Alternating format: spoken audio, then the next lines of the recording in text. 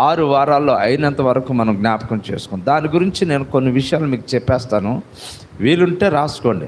మొత్తం 1, యేసయ్య శిరస్సుకు కలిగిన గాయం ఏంటంటే, యేసయ్య శిరస్సుకు ముళ్ళ కిరీటము పెట్టబడింది.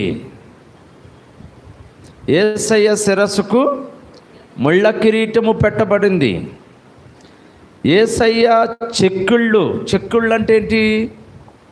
యేసయ్య చెంపలు, రాణువారి అరచేతి దెబ్బలు తగిలినాయి. రాణువారి యొక్క చేతులతో దెబ్బలు కొట్టారు. దాన్ని ఎలా అయినా రాసుకోవచ్చు. యేసయ్య ముఖము ఉమ్మి ఊయబడినది ముఖము మీద. భుజము, యేసయ్య భుజాల మీద ఆ కల్వరి కొండ వైపుకి ఆ మోయలేని భారమైన సిలువను మోసినాయి. యేసయ్య భుజాలు ఆ భారమైన సిలువను మోసినాయి. యేసయ్య చేతులు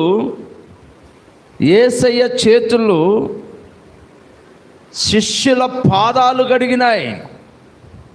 హల్లెలూయా. యేసయ్య చేతులు శిష్యుల పాదాలు కడిగినాయి. యేసయ్య కన్నులు యెరూషలేము కొరకు ఏడ్చినాయి. హల్లెలూయా. యేసయ్య చెవులు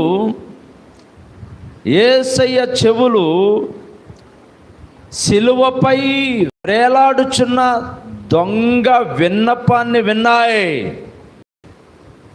ఆ దొంగ ఉన్నాడు కదా, సిలువలో వేలాడుతున్నాడు దొంగ. ఆ రెండవ దొంగ యొక్క విన్నపాన్ని విన్నాయి యేసయ్య చెవులు. యేసయ్య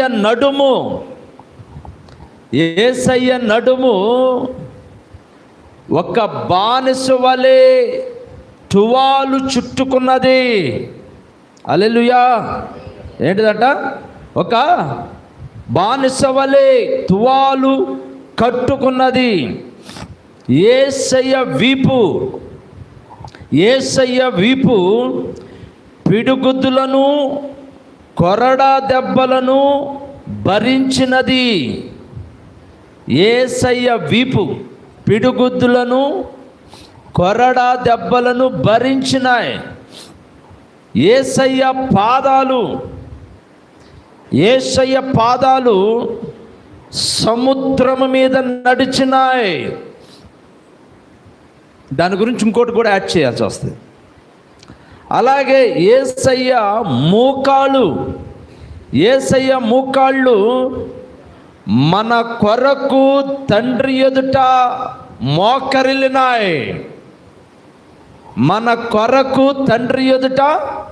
మోకరిల్లినాయి.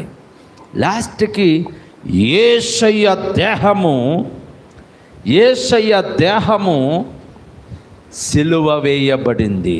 దేవుని స్తోత్రం. హల్లెలూయా.